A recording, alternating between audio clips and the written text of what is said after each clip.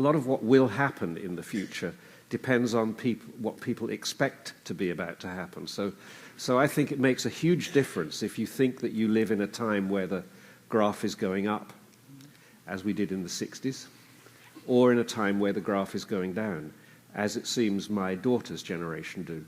I mean, generally, they don't seem to expect things to be better. They don't seem to expect that they'll be able to just float on a cloud and probably find a job if they're lucky and not bother if they're not.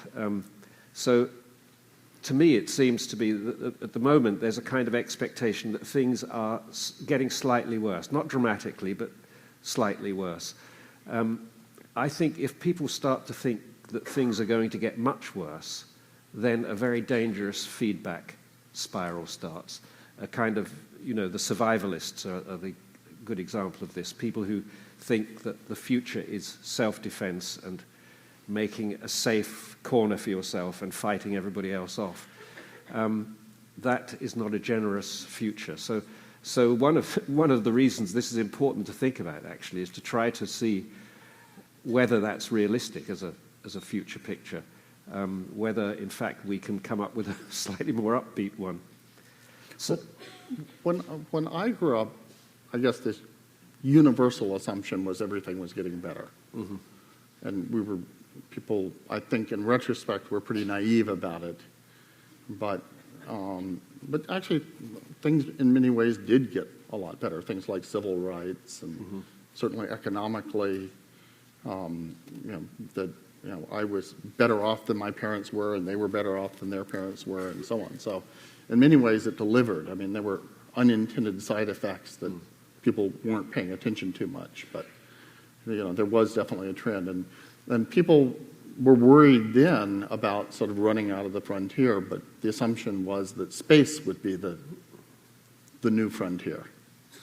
And I know you and I disagree about this, so it'd be worth you're sort of giving your side of this, but yeah, my feeling is that I can't imagine why anybody would ever want to live on the moon or on Mars or on any other planet. I just can't imagine it. I think it's unthinkably daft idea. We have to be very well adapted to this one and really badly adapted to any of those. So I think the short-term thinking in that is that you assume that who we are sort of stays the same. Yes, okay. So now that we have... But how quickly can we evolve? Well, now that we have the ability, I think one of the big game changers, I think there's a few... We're alive at a very exciting time because we have three big game changers, one of which is globalization. Suddenly that's the whole Earth. We are one world. One of which is computers, obviously. But the other one is synthetic biology. We have the ability to manipulate physically what we are, too. So, while I probably wouldn't want to live on Venus in this body, that I could imagine adapting myself so that I would want to live on certainly Mars. Mm-hmm. And that Mars, I might just love skiing on Mount Olympus and, going out and having a breath of the fresh Martian atmosphere. Yes, there are people who have pioneer spirits, I guess, and a lot of them came here, of course. But us who didn't come here.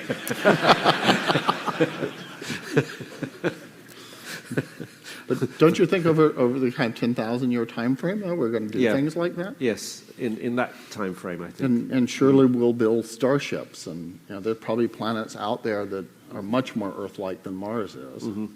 Mm-hmm. And even though it takes a long time to get there, you can imagine solving the technical problems. And I don't know. So to me, it does seem pretty inevitable that Earth is just our starting point. Yes. Now, if I told this story to my daughters, who are both very eco, they would say, that's just an excuse for not dealing with the problems on this planet. We're just going to go and fuck up another one. Excuse me. Sorry. Well, that's what your daughters would say. I heard a very nice expression. It's okay, it's in quotes. It is in quotes. Yes, somebody said, fuck is the duct tape of the English language.